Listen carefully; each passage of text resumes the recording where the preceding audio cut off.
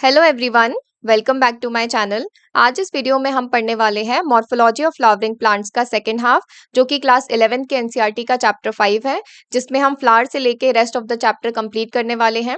इस चैप्टर का जो पार्ट 1 है वो मैं आपको प्रीवियस वीडियो में कंप्लीट करवा चुकी हूँ, जिसका लिंक मैं आपको इस वीडियो के डिस्क्रिप्शन बॉक्स में प्रोवाइड कर दूंगी। तो आप चाहें तो इस वीडियो को देखने से पहले वो वाला वीडियो देख सकते हैं। तो अब हम ये चैप्टर पढ़ना स्टार्ट करते हैं। तो सबसे पहले हम क्या पढ़ेंगे? The flower. The flower is the reproductive unit in the angiosperms. अब ये जो फ्लावर होता है, ये एंजियोस्पर्म्स यानी कि फ्लावरिंग प्लांट्स के अंदर एक रिप्रोडक्टिव यूनिट की तरह प्रेजेंट रहता है। It is meant for sexual reproduction. तो जो एंजियोस्पर्म्स यानी कि फ्लावरिंग प्लांट्स होते हैं, उनके अंदर जो रिप्रोडक्शन की रिस्पॉन्सिबिलिटी है वो किसके पास है? फ्लावर के पास है। तो ये फ्लावर क्या करता है? सेक्सुअल रिप्रोडक्शन में हेल्प करता है। A typical flower has 4 different kinds of whorls arranged successively on the swollen end of the stalk or pedicel called thalamus or receptacle। एक टिपिकल फ्लावर में 4 डिफरेंट टाइप के whorls होते हैं। Whorls का क्या मतलब होता है? सर्कल्स होते हैं जिनके अंदर फ्लोरल अपेंडेजेस अरेंज्ड होते हैं। किस तरीके से अरेंज्ड होते हैं? सक्सेसिवली, यानी एक के बाद एक। पहले एक वर्ल होगा, फिर उसके बाद दूसरा वर्ल होगा, फिर तीसरा, फिर चौथा। इस तरीके से 4 different kinds of whorls successively arranged होते हैं। अब ये कहाँ पर अरेंज्ड होते हैं? On the swollen and of the stock और पेडिसल। अब जैसे कि ये कोई फ्लावर है, इस फ्लावर का जो नीचे एक स्टिक निकली रहती है, इस स्टिक को क्या बोलते हैं? इसी को बोलते हैं स्टॉक या फिर पेडिसल। ये जो फ्लावर की डंडी रहती है, इसी को क्या बोलते हैं? स्टॉक या फिर पेडिसल। इस स्टॉक का एक स्वोलन एंड होता है। इस तरीके से स्टॉक के एंड में जाकर यहाँ पर एक स्वोलन एंड होता है, जिसके ऊपर ये फ्लोरल अपेंडेजेस प्रेजेंट रहते हैं। इस स्वोलन एंड को क्या बोलते हैं? इसको बोलते हैं थैलेमस। थैलेमस या फिर रिसेप्टिकल इसी को बोलते हैं। तो ये जो स्टॉक और पेडिसल है, इसका एक स्वॉलन एंड है जिसको बोलते हैं थैलेमस या फिर रिसेप्टिकल। इसके ऊपर ये 4 डिफरेंट टाइप के वर्ल्स जो हैं वो सक्सेसिवली एक के बाद एक अरेंज्ड रहते हैं। These are calyx, corolla, androecium and gynoecium. अब ये जो 4 डिफरेंट काइंड्स ऑफ वर्ल्स होते हैं, इनका क्या नाम होता है? ये होते हैं कैलिक्स, कोरोला, एंड्रोशियम और गाइनोशियम।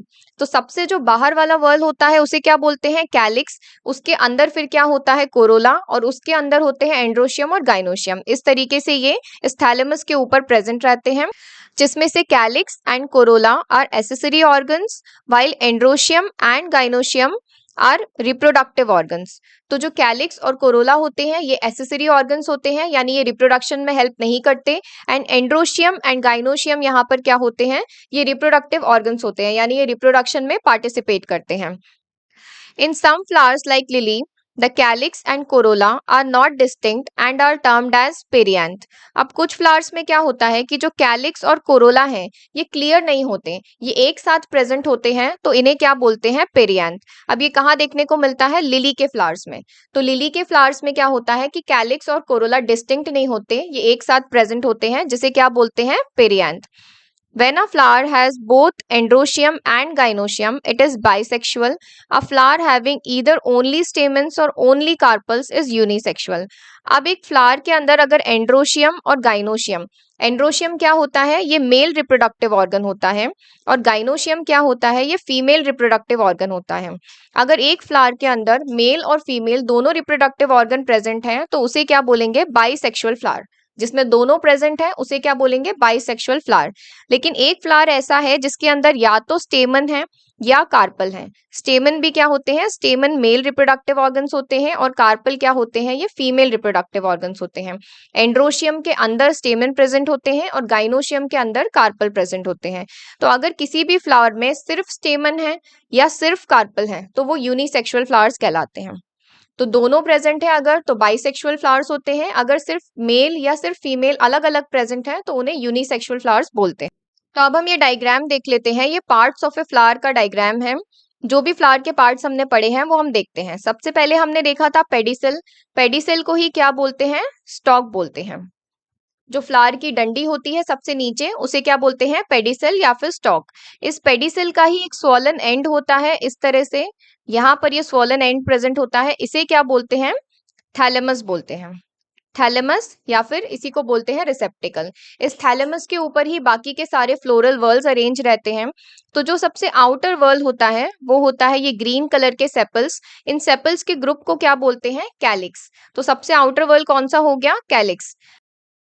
तो कैलिक्स के बाद जो नेक्स्ट वर्ल आता है उसे बोलते हैं कोरोला। कोरोला क्या होता है? ये पेटल्स का वर्ल होता है। और ये जो पिंक कलर का लीफ प्रेजेंट है इसे बोलते हैं पेटल। और ये पेटल्स जनरली ब्राइट कलर के होते हैं ताकि ये इंसेक्ट को अट्रैक्ट कर सके। तो पेटल्स के वर्ल को क्या बोलते हैं? कोरोला। कोरोला के बाद आते हैं एंड्रोशियम और गाइनोशियम।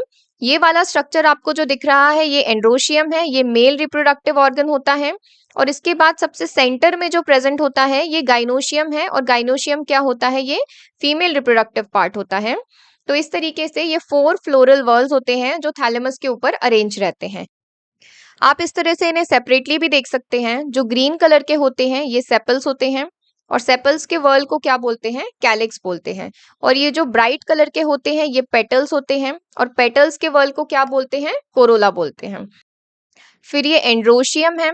इनके अंदर स्टेमन्स प्रेजेंट होते हैं जो कि मेल रिप्रोडक्टिव ऑर्गन है।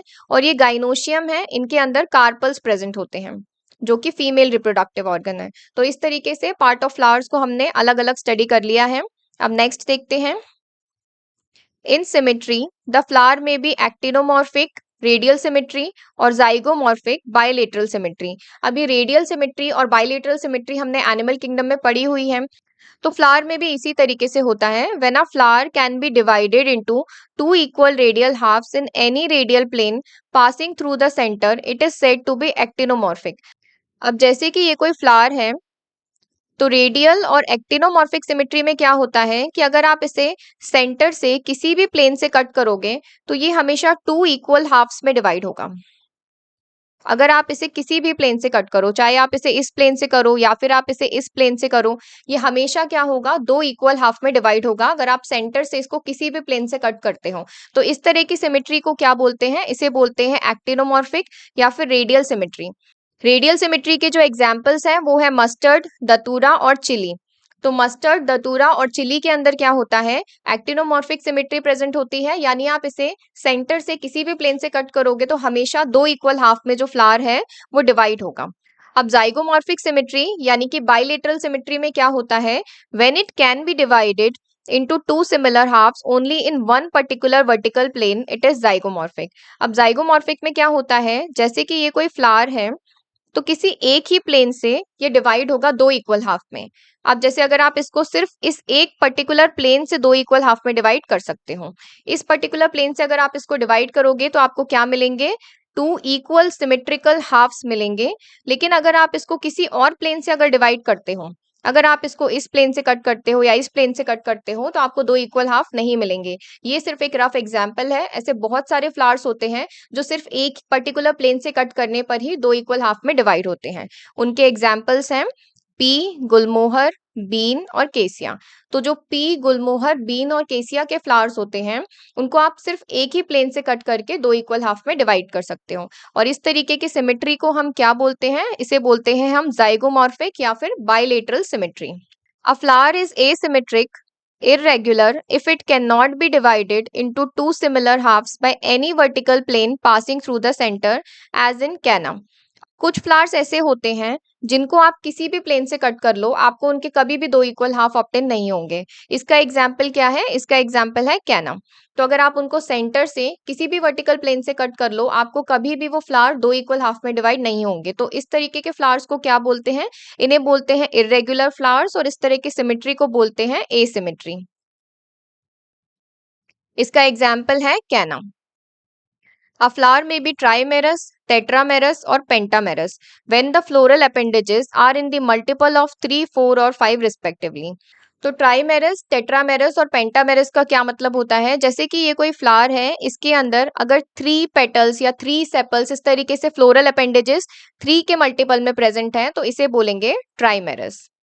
इसी तरीके से अगर किसी फ्लावर में 4 पेटल्स प्रेजेंट हैं, 4 के मल्टीपल में प्रेजेंट है तो इसे क्या बोलेंगे? टेट्रामेरस।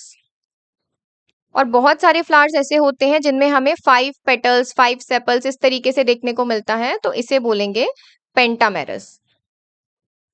तो ये फ्लोरल अपेंडेजेस का नंबर है, उसके अकॉर्डिंग फ्लावर क्या हो सकते हैं, ट्राइमेरस फ्लावर्स हो सकते हैं, टेट्रामेरस हो सकते हैं या फिर पेंटामेरस हो सकते हैं। Flowers with bracts, reduced leaves, found at the base of the pedicel are called bracteate and those without bracts are called ebracteate. अभी लीफ पढ़ते टाइम हमने एक चीज पढ़ी थी कि लीफ के बेस पे कुछ ग्रीन कलर्ड स्ट्रक्चर प्रेजेंट होते थे, इस तरीके से स्मॉल लीफ लाइक स्ट्रक्चर होते थे। इन्हें क्या बोलते थे, इन्हें बोलते थे स्टिप्यूल्स। पढ़ा था हमने लीफ में। अब इसी तरीके से फ्लावर में क्या होता है, फ्लावर में ये जो पेडिसल है, ये आपका फ्लावर है, इसका जो बेस है इसे क्या बोलेंगे, पेडिसल। अब पेडिसल के बेस पे यहाँ पर कुछ लीफ लाइक स्ट्रक्चर्स होते हैं। कैसे होते हैं ये, रिड्यूस लीफ जैसे दिखते हैं। कहाँ पर मिलते हैं, बेस ऑफ द पेडिसल पे मिलते हैं। तो अगर ये प्रेजेंट है तो फ्लावर को क्या बोलेंगे, ब्रैक्टिएट फ्लावर। अगर ये प्रेजेंट है, इन्हें क्या बोलते हैं, ब्रैक्ट्स बोलते हैं। तो अगर किसी फ्लावर में ये प्रेजेंट है तो उस फ्लावर को बोलेंगे ब्रैक्टिएट, और अगर ये एब्सेंट है तो क्या होता है, फ्लावर ई ब्रैक्टिएट। तो जिस तरीके से लीफ में हमने लीफ के बेस पे क्या देखे थे, स्टिप्यूल्स देखे थे, इसी तरीके से फ्लावर में हम पेडिसल के बेस पे क्या देखते हैं, ब्रैक्ट्स देखते हैं। तो अगर उस फ्लावर के अंदर ब्रैक्ट्स प्रेजेंट हैं तो उस फ्लावर को बोलते हैं ब्रैक्टिएट फ्लावर, और अगर उसके अंदर ब्रैक्ट्स नहीं है, एब्सेंट है, तो उसे बोलते हैं ई ब्रैक्टिएट फ्लावर। तो अभी तक हमने जो भी चीजें पढ़ी हैं, अब हम उन्हें एक बार रिवाइज कर लेते हैं। तो क्या पढ़ा हमने फ्लावर में, फ्लावर क्या होता है, रिप्रोडक्टिव यूनिट होता है एंजियोस्पर्म्स में, यानी कि फ्लावरिंग प्लांट में फ्लावर्स क्या होता है, रिप्रोडक्टिव यूनिट होता है। मेंट फॉर सेक्सुअल रिप्रोडक्शन, ये सेक्सुअल रिप्रोडक्शन के लिए रिस्पॉन्सिबल होता है। Typical flower has 4 different kinds of whorls. एक टिपिकल फ्लावर के अंदर 4 डिफरेंट टाइप के वर्ल्स होते हैं, जिसमें फ्लोरल अपेंडेजेस क्या होते हैं, अरेंज होते हैं। The four whorls are arranged successively on the swollen end of the stalk or pedicel. अब ये stalk और pedicel का जो swollen end होता है उसे क्या बोलते हैं, thalamus या फिर receptacle। इस thalamus या receptacle के ऊपर ये four whorls कैसे arranged होते हैं, successively arranged होते हैं, यानी एक के बाद एक sequence में। सबसे पहले होता है calyx जो कि सबसे outer layer है, उसके बाद corolla present होता है, फिर androecium होता है, फिर gynoecium होता है। कैलिक्स किसका ग्रुप होता है, ये सेपल्स का ग्रुप होता है। कोरोला किसका ग्रुप होता है, ये पेटल्स का ग्रुप होता है। एंड्रोशियम के अंदर स्टेमन्स प्रेजेंट होते हैं और गाइनोशियम के अंदर कार्पल्स प्रेजेंट होते हैं। अब इसमें से ये जो कैलिक्स और कोरोला है, इन्हें क्या बोलते हैं, एसेसरी ऑर्गन्स बोलते हैं। एसेसरी ऑर्गन्स क्यों बोलते हैं, क्योंकि ये रिप्रोडक्शन में पार्टिसिपेट नहीं करते। एंड्रोशियम और गाइनोशियम को क्या बोलते हैं, रिप्रोडक्टिव ऑर्गन्स बोलते हैं, क्योंकि ये रिप्रोडक्शन में पार्टिसिपेट करते हैं। In lily, calyx and corolla are not distinct called perianth. अब कुछ फ्लावर्स में, जैसे कि लिली में क्या होता है, कैलिक्स और कोरोला क्लियर नहीं होते, डिस्टिंक्ट नहीं होते, ये एक साथ प्रेजेंट होते हैं, जिसे क्या बोलते हैं, पेरियांथ। बाइसेक्सुअल फ्लावर्स कौन से होते हैं, जिनके अंदर बोथ एंड्रोशियम एंड गाइनोशियम यानी मेल और फीमेल रिप्रोडक्टिव ऑर्गन एक ही फ्लावर के अंदर अगर प्रेजेंट है तो उसे क्या बोलेंगे, बाइसेक्सुअल फ्लावर बोलेंगे। और यूनिसेक्सुअल फ्लावर में क्या होता है, या तो मेल रिप्रोडक्टिव ऑर्गन यानी स्टेमन्स प्रेजेंट होते हैं एक फ्लावर के अंदर, या फिर फीमेल रिप्रोडक्टिव ऑर्गन यानी कि कार्पल्स प्रेजेंट होते हैं एक फ्लावर के अंदर, तो उन्हें क्या बोलते हैं, यूनिसेक्सुअल फ्लावर्स। फ्लावर्स की सिमेट्री कैसी होती है, 3 टाइप की सिमेट्री होती है, एक्टिनोमॉर्फिक, जाइगोमॉर्फिक और एसिमेट्रिकल। अब एक्टिनोमॉर्फिक यानी कि रेडियल सिमेट्री में हमने क्या देखा, when a flower can be divided into 2 equal radial halves in any radial plane passing through the centre. यानी किसी फ्लावर को आप किसी भी रेडियल प्लेन से सेंटर से कट करोगे तो वो हमेशा 2 इक्वल हाफ में डिवाइड होगा। चाहे आप उसको किसी भी प्लेन से कट करोगे वो हमेशा 2 इक्वल हाफ में डिवाइड होगा। इसे बोलते हैं रेडियल सिमेट्री। इसके एग्जाम्पल है मस्टर्ड, दतूरा और चिली। जाइगोमॉर्फिक यानी कि बाइलेटरल सिमेट्री। बाइलेटरल सिमेट्री में क्या होता है, when a flower can be divided into 2 similar halves only in one particular vertical plane. अब बाइलेटरल सिमेट्री में क्या होता है कि सेंटर से कोई एक ही प्लेन ऐसा होगा जिससे कट करने पे वो फ्लावर हमें 2 इक्वल हाफ में डिवाइड हो जाएगा। तो इस तरह की सिमेट्री को क्या बोलते हैं, बाइलेटरल सिमेट्री। इसका एग्जाम्पल है पी, गुलमोहर, बीन और केसिया। एसिमेट्रिकल कौन से होते हैं, इन्हें बोलते हैं irregular flowers. If it can not be divided into 2 similar halves by any vertical plane passing through the centre. अभी बाइलेटरल में तो एक प्लेन ऐसा था जिससे 2 में डिवाइड हो रहा था। एसिमेट्रिकल में एक भी प्लेन ऐसा नहीं होता जिससे सेंटर से कट करें तो वो फ्लावर 2 इक्वल हाफ में डिवाइड हो जाए, इसीलिए उस फ्लावर को क्या बोलते हैं, एसिमेट्रिकल। इसका एग्जाम्पल है कैना। Based on the position of calyx, corolla, androecium. In respect of ovary on thalamus, the flowers can be described as hypogynous, perigynous और epigynous. अब आपको पता है कि चारों फ्लोरल वर्ल्स कहाँ पर प्रेजेंट होते हैं? थैलेमस के ऊपर प्रेजेंट होते हैं. तो थैलेमस के ऊपर ओवरी के रिस्पेक्ट में कैलिक्स, कोरोला और एंड्रोशियम की जो पोजीशन है उसके अकॉर्डिंग तीन तरह के फ्लावर्स हो सकते हैं, हाइपोगाइनस, पेरीगाइनस या फिर epigynous. In the hypogynous flower, the gynoecium occupies the highest position while the other parts are situated below it. अब इस चीज को हम डायग्राम की हेल्प से और ज्यादा अच्छे से समझ सकते हैं. जो फर्स्ट डायग्राम है ये हाइपोगाइनस फ्लावर का डायग्राम है. इसमें हमने क्या पढ़ा था? हाइपोगाइनस में जो ओवरी है वो सबसे हाईएस्ट पोजीशन पर रहती है with respect to androecium, corolla and calyx. तो यहाँ पर जो ओवरी होगी इसे क्या बोलेंगे? सुपीरियर ओवरी बोलेंगे. ओवरी यहाँ पर क्या है? सुपीरियर है, क्योंकि ये सबसे हाईएस्ट पोजीशन ऑक्यूपाई करी हुई है. और उसके नीचे फिर आपको दिखेंगे एंड्रोशियम, कोरोला और कैलिक्स. तो इस तरीके के फ्लावर को क्या बोलेंगे? हाइपोगाइनस. हाइपोगाइनस में क्या है? ओवरी सबसे सुपीरियर है. The ovary in such flowers is said to be superior. अब इसका एग्जाम्पल क्या है? मस्टर्ड, चाइना रोज और ब्रिंजल. तो मस्टर्ड, चाइना रोज और ब्रिंजल के अंदर आपको कैसे फ्लावर्स देखने को मिलते हैं? हाइपोगाइनस फ्लावर देखने को मिलते हैं. हाइपोगाइनस में हमने क्या पढ़ा? यहाँ पर गाइनोशियम जो है यानी ओवरी जो है वो हाईएस्ट पोजीशन ऑक्यूपाई करता है और बाकी के जो पार्ट हैं जैसे कि कैलिक्स, कोरोला और एंड्रोशियम वो उसके नीचे प्रेजेंट रहते हैं. The ovary in such flowers कैसी होती है? सुपीरियर ओवरी बोलते हैं. इसका एग्जाम्पल है मस्टर्ड, चाइना रोज और ब्रिंजल.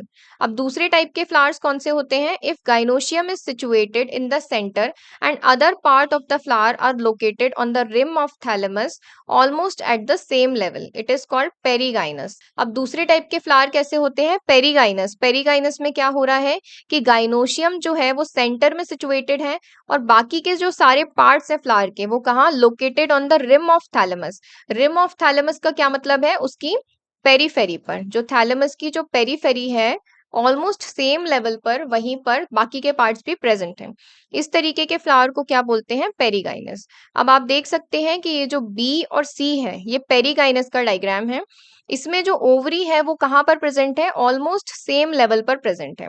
और बाकी के पार्ट्स कहाँ पर प्रेजेंट है? ये इस तरीके से रिम ऑफ थैलेमस पर ये एंड्रोशियम, कोरोला और कैलिक्स प्रेजेंट है. और ओवरी कैसी है? सेंटर में ऑलमोस्ट सेम लेवल पर है. यहाँ पर भी इस वाले डायग्राम में भी ये रिम ऑफ थैलेमस पे बाकी पार्ट्स प्रेजेंट हैं और ओवरी भी ऑलमोस्ट सेम लेवल पर है. तो इस तरीके की ओवरी को क्या बोलते हैं? इसे बोलते हैं half inferior. The ovary here is said to be half inferior.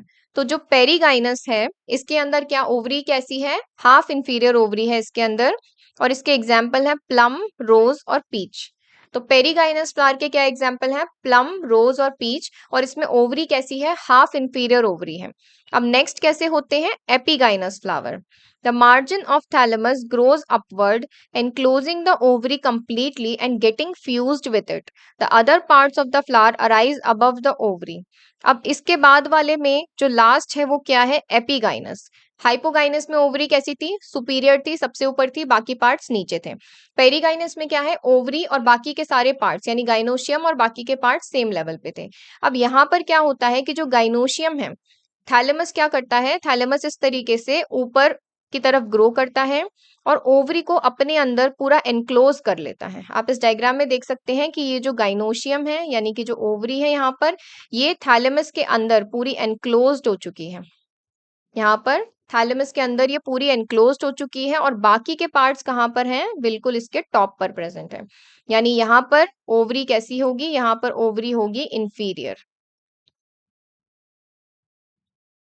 Epigynous में कैसा देखने को मिलेगा आपको? इंफीरियर ओवरी देखने को मिलेगी. थैलेमस के अंदर पूरी एनक्लोज्ड है, थैलेमस के साथ फ्यूज हो जाती है ये ओवरी और बाकी के पार्ट्स ऊपर देखने को मिलेंगे. तो इन्हें क्या बोलेंगे? Epigynous flowers. तो क्या देखा हमने तीनों में? सबसे पहले हमने देखे हाइपोगाइनस फ्लावर. हाइपोगाइनस में हमने देखा कि ओवरी जो है वो सबसे ऊपर है, बाकी के सारे पार्ट्स यानी कैलिक्स, कोरोला और एंड्रोशियम क्या है? उसके नीचे हैं. इस तरीके के फ्लावर्स को हमने बोला हाइपोगाइनस. फिर नेक्स्ट हमने देखे पेरीगाइनस. पेरीगाइनस में हमने देखा कि ओवरी ऑलमोस्ट सेम लेवल पे है और रिम ऑफ थैलेमस पे बाकी के सारे पार्ट्स ऑलमोस्ट सेम लेवल पर प्रेजेंट है. यहाँ पर ओवरी को हमने क्या बोला? Half inferior. और नेक्स्ट हमने देखा एपिगाइनस। एपिगाइनस में हमने देखा कि ओवरी जो है वो सबसे नीचे आ गई है, थैलेमस के अंदर एनक्लोज्ड हो गई है, कंप्लीटली एनक्लोज्ड है, फ्यूज्ड हो गई है, और अदर पार्ट कहाँ पर है, ओवरी के ऊपर प्रेजेंट है। तो इस तरीके के ओवरी को यहाँ पर क्या बोला गया है, इंफीरियर ओवरी। इसके एग्जाम्पल है गुआवा और cucumber and the ray florets of sunflower. Inferior ovary है यहाँ पर, और एपिगाइनस के एग्जाम्पल क्या है, गुआवा, क्यूक्यूम्बर और रे फ्लोरेट्स ऑफ सनफ्लावर। तो इस तरीके से हमने ओवरी की पोजीशन के बेसिस पे 3 तरह के फ्लावर्स देख लिए। तो अब हमने जो पढ़ा है उसको एक बार रिवाइज करते हैं। ब्रैक्ट्स में हमने देखा था, ब्रैक्ट्स क्या होते हैं, रिड्यूस्ड लीफ लाइक स्ट्रक्चर होते हैं। कहाँ पर मिलते हैं, found at the base of the pedicel, जो फ्लावर की डंडी है उसके बेस पे मिलते हैं। अगर प्रेजेंट होते हैं फ्लावर में ब्रैक्ट्स तो उसे बोलते हैं ब्रैक्टिएट फ्लावर, अगर उसमें एब्सेंट होते हैं ब्रैक्ट्स तो उसे बोलते हैं ebracteate flower. Based on the position of calyx, corolla, androecium in respect of the ovary on thalamus. 3 तरह के फ्लावर्स देखे हमने ओवरी के रिस्पेक्ट में, जो कैलिक्स, कोरोला और एंड्रोशियम की पोजीशन है उसके बेसिस पे, हाइपोगाइनस, पेरीगाइनस और एपिगाइनस। हाइपोगाइनस में हमने देखा गाइनोशियम जो है वो हाईएस्ट पोजीशन ऑक्यूपाई कर रहा है, other parts are situated below it. Ovary को यहाँ पर बोला गया है सुपीरियर ओवरी। एग्जाम्पल है इसका मस्टर्ड, चाइना रोज और ब्रिंजल। पेरीगाइनस में हमने क्या देखा कि गाइनोशियम यहाँ पे सेंटर में है, other parts are located on the rim of thalamus almost at the same level. तो ओवरी यहाँ पर कैसी हुई, हाफ इंफीरियर। और एग्जाम्पल है प्लम, रोज और पीच। ऐसे ही एपिगाइनस में हमने क्या देखा, margin of thalamus grows upward enclosing the ovary completely and getting fused with it. Other part of flower arise above the ovary. यहाँ पर ओवरी कैसी है, इंफीरियर है क्योंकि सबसे नीचे आ गई है। इसके एग्जाम्पल है guava, cucumber and ray florets of sunflower. अब पढ़ते हैं हम parts of a flower. Each flower normally has 4 floral whorls. एक फ्लावर में नॉर्मली कैसे होते हैं, 4 फ्लोरल वर्ल्स होते हैं। सबसे आउटर मोस्ट है कैलिक्स, फिर आते हैं कोरोला, फिर एंड्रोशियम और फिर गाइनोशियम। ये चीज हम देख चुके हैं। अब हम कैलिक्स को पढ़ते हैं। The calyx is the outer most whorl of the flower and the members are called sepals. तो कैलिक्स के जो मेंबर्स होते हैं उन्हें क्या बोलते हैं, सेपल्स बोलते हैं। और ये क्या होता है, ये आउटर मोस्ट वर्ल होता है फ्लावर का, सबसे ऊपर प्रेजेंट रहते हैं। Generally sepals are green, leaf like and protect the flower in the bud stage. तो जब फ्लावर ने ब्लूम नहीं किया होता, वो बड स्टेज में होता है, तो आपने देखा है ऊपर से वो ग्रीन कलर के लीफ जैसे स्ट्रक्चर से कवर रहता है, वो स्ट्रक्चर क्या होते हैं, वो सेपल्स होते हैं। तो कैसे होते हैं, ये ग्रीन लीफ लाइक स्ट्रक्चर्स होते हैं और ये प्रोटेक्ट करते हैं फ्लावर को बड स्टेज में, उसको पूरा कवर करके रखते हैं। The calyx may be gamosepalous, sepals united और polysepalous, sepals free। अब ये जो कैलिक्स के अंदर जो सेपल्स हैं ये अलग अलग होते हैं ना, इस तरीके से। अब जैसे ये वर्ल है, किसी भी फ्लावर के अंदर ये वर्ल है सबसे आउटर मोस्ट, इस पे सेपल्स प्रेजेंट है इस तरीके से। तो ये सेपल्स क्या हो सकते हैं, ये यूनाइटेड भी हो सकते हैं, फ्यूज्ड भी हो सकते हैं। अगर ये यूनाइटेड होते हैं तो इन्हें बोलते हैं गैमोसेपलस। अगर ये आपस में इस तरीके से कनेक्टेड है, फ्यूज्ड हैं, तो ये क्या होते हैं, गैमोसेपलस। लेकिन अगर ये सेपल्स थोड़ा दूर दूर प्रेजेंट है, फ्री हैं, फ्लोरल वर्ल्ड में कैसे है ये, अगर ये फ्री हैं तो इन्हें बोलते हैं पॉलीसेपलस। तो सेपल्स अगर फ्यूज्ड हैं, एक साथ प्रेजेंट हैं, तो उन्हें बोलते हैं गैमोसेपलस, और अगर ये फ्री हैं तो इन्हें बोलते हैं polysepalous. Corolla. Corolla is composed of petals. Petals are usually bright colored to attract insects for pollination. अब सेपल्स के अंदर वाला जो फ्लोरल वर्ल है वो किसका होता है, ये कोरोला का होता है। सबसे बाहर तो ग्रीन कलर के सेपल्स प्रेजेंट हैं, इस तरीके से ये सेपल्स प्रेजेंट है बाहर, फिर उसके अंदर क्या प्रेजेंट है, ये पेटल्स प्रेजेंट है। तो पेटल्स का वर्ल जो होता है ये वाला, इसे बोलते हैं कोरोला। पेटल्स के वर्ल को क्या बोलते हैं, कोरोला। ये कैसे होते हैं, पेटल्स यूजुअली ब्राइट कलर्ड होते हैं क्योंकि इनको अट्रैक्ट करना होता है इंसेक्ट्स को पॉलिनेशन के लिए, तो ये कैसे होते हैं, जनरली ब्राइट कलर्ड होते हैं। लाइक कैलिक्स, कोरोला में also be gamopetalous, petals United और पॉलीपेटलस, पेटल्स फ्री। अब बिल्कुल कैलिक्स की तरह अगर यहाँ पर पेटल्स भी फ्यूज्ड हैं, यूनाइटेड हैं, तो इन्हें क्या बोलेंगे, इन्हें बोलेंगे गैमोपेटलस। और अगर ये फ्री है, इस तरीके से दूर दूर प्रेजेंट है, तो इन्हें क्या बोलेंगे, पॉलीपेटलस। तो सेम सेपल्स की तरह ही पेटल्स भी कैसे होते हैं, या तो ये गैमोपेटलस हो सकते हैं, यूनाइटेड हो सकते हैं, या फिर ये फ्री हो सकते हैं, पॉलीपेटलस हो सकते हैं। The shape and colour of corolla vary greatly in plants. Corolla may be tubular, bell shaped, funnel shaped और व्हील शेप्ड। अब ये जो कोरोला है यानी ये जो पेटल्स हैं कोरोला के अंदर, इन पेटल्स का शेप बहुत अलग अलग हो सकता है, इनका साइज, इनका शेप, इनका कलर वेरी कर सकता है। कोरोला में कैसे हो सकते हैं ये पेटल्स? ट्यूबुलर भी हो सकते हैं, बेल शेप्ड भी हो सकते हैं, फनल शेप्ड भी हो सकते हैं, व्हील शेप्ड भी। जैसे फनल आपने देखा है ना, इस तरीके से ये फनल शेप्ड भी हो सकते हैं, ये सर्कुलर व्हील शेप्ड भी हो सकते हैं, ट्यूबुलर भी हो सकते हैं, बेल शेप्ड भी हो सकते हैं। अलग अलग टाइप के पेटल्स का शेप यहाँ पर हो सकता है। Next is aestivation. अब एस्टिवेशन जो है ये बहुत ही इंपॉर्टेंट टॉपिक है, इसको बहुत अच्छे से आपको समझना है। एस्टिवेशन के अंदर क्या होता है, किस चीज को बोलते हैं aestivation? The mode of arrangement of sepals और petals in a floral bud with respect to other members of the same whorl is known as aestivation. अब एक फ्लोरल वर्ल है, इस तरीके से ये वर्ल है, इसके अंदर क्या है, इसके मेंबर्स अरेंज हैं। फॉर एग्जाम्पल ये क्या है, ये कैलिक्स है, कैलिक्स के अंदर ये क्या है, सेपल्स हैं। तो ये जो सेपल्स का अरेंजमेंट होगा, या फिर इसी तरीके से अगर यहाँ पर क्या हो गए, ये पेटल्स हो गए, इस वर्ल्ड में क्या प्रेजेंट है, पेटल्स हो गए, तो इनका जो अरेंजमेंट आपस में है उसको बोलते हैं एस्टिवेशन। अब जैसे ये एक वर्ल है, ये है कैलिक्स, कैलिक्स के अंदर जो सेपल्स हैं इनका आपस में क्या अरेंजमेंट है, क्या लिखा है यहाँ पर, the mode of arrangement of sepals और petals in a floral bud with respect to other members of the same whorl. यानी सेम वर्ल के अंदर जो मेंबर्स हैं उनका आपस में अरेंजमेंट किस तरीके का है, उसके रिलेशन को क्या बोला है, एस्टिवेशन। तो कैलिक्स में भी इनका हो सकता है और पेटल्स में भी हो सकता है। पेटल्स में भी जो पेटल्स हैं उनका आपस में क्या अरेंजमेंट है एक दूसरे के साथ इन द सेम वर्ल, उसको बोलते हैं aestivation. The main type of aestivation are valvate, twisted, imbricate and vexillary. तो ये चार मेन टाइप का एस्टिवेशन हो सकता है, यानी चार टाइप का अरेंजमेंट हो सकता है इनका फ्लोरल वर्ल्स में। When sepals or petals in a whorl just touch one another at the margin without overlapping, as in calotropis, it is said to be valvate. अब इसे हम डायग्राम से समझेंगे। सबसे पहला डायग्राम है यहाँ पर किसका है, ये वेलवेट का।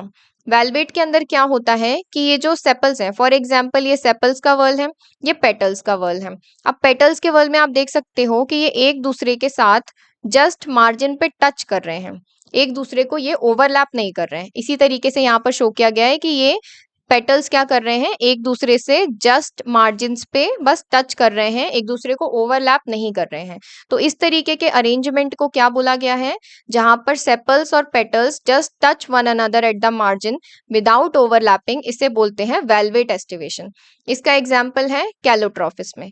कैलोट्रॉफिस में क्या देखने को मिल रहा है, वेलवेट एस्टिवेशन। अब नेक्स्ट क्या है, if one margin of the appendage overlap that of the next one and so on, as in China rose, ladies finger and cotton, it is called twisted. अब twisted भी हम देखते हैं, twisted जो है ये नेक्स्ट डायग्राम twisted का है। ट्विस्टेड में क्या है कि ये पेटल्स किस तरीके से अरेंज है, आप देख सकते हैं, एक है, फिर वो ओवरलैप कर रहा है दूसरे को, फिर वो नेक्स्ट को ओवरलैप कर रहा है, फिर वो नेक्स्ट को ओवरलैप कर रहा है, इस तरीके से। आप यहाँ पर समझ सकते हैं कि ये एक पेटल है, इसको ओवरलैप कर रखा है इस वाले ने, इसको ओवरलैप कर रखा है इस वाले ने, और एक पर्टिकुलर सीक्वेंस है इनके अंदर। तो इस तरीके के अरेंजमेंट को क्या बोलेंगे, ट्विस्टेड एस्टिवेशन। और इसका एग्जाम्पल क्या है, चाइना रोज, लेडीज फिंगर और कॉटन। तो जब पेटल्स एक दूसरे को एक पर्टिकुलर डायरेक्शन में ओवरलैप करे हैं तो उसको क्या बोल रहे हैं, twisted aestivation. If the margins of sepals or petals overlap one another but not in any particular direction, as in Cassia and Gulmohar, the estivation is called imbricate. अब नेक्स्ट यहाँ पर कौन सा एस्टिवेशन है, इम्ब्रिकेट। इम्ब्रिकेट में आप देख सकते हैं कि पेटल्स जो हैं इन्होंने एक दूसरे को ओवरलैप तो कर रखा है लेकिन किसी भी पर्टिकुलर डायरेक्शन में नहीं। आप देख सकते हैं ये वाले को इन दोनों ने ओवरलैप कर रखा है, इसको इसने ओवरलैप कर रखा है, इसको फिर इन दोनों को ओवरलैप कर रखा है, मतलब कोई पर्टिकुलर डायरेक्शन नहीं है। ओवरलैप तो करा है पेटल्स ने एक दूसरे को, लेकिन एक स्पेसिफिक सीक्वेंस में नहीं। जैसे ट्विस्टेड में कैसा था, एक स्पेसिफिक सीक्वेंस में ओवरलैप कर रहे थे, लेकिन इम्ब्रिकेट में ऐसा नहीं होता। इसके एग्जाम्पल क्या है, इसके एग्जाम्पल है केसिया और गुलमोहर। तो क्या होता है इम्ब्रिकेट में, द मार्जिन ऑफ सेपल्स और petals overlap one another but not in any particular direction. इस तरह के एस्टिवेशन को क्या बोलते हैं, imbricate. In pea and bean flowers, there are 5 petals. The largest standard overlap the 2 lateral petals wings, which in turn overlap the 2 smallest anterior petals keel. This type of estivation is known as vexillary or papilionaceous. अब ये जो last type का है, आप इसको यहाँ से समझो. कुछ फ्लावर्स में जैसे कि पी या बीन के फ्लावर्स में क्या होते हैं, 5 पेटल्स प्रेजेंट होते हैं. अब इन 5 पेटल्स का जो आपस में अरेंजमेंट है उसी को क्या बोलेंगे, एस्टिवेशन. कौन से टाइप का एस्टिवेशन है इनके अंदर, वैक्सिलरी या फिर पैपिलिनेशियस. अब इनमें क्या होता है, सबसे पहले सबसे बड़ा एक लार्जेस्ट पेटल होता है जो कि आउटर मोस्ट होता है, इसे बोलते हैं स्टैंडर्ड. ये क्या है, सबसे लार्जेस्ट है, सबसे आउटर मोस्ट पेटल है, इसे बोलेंगे स्टैंडर्ड.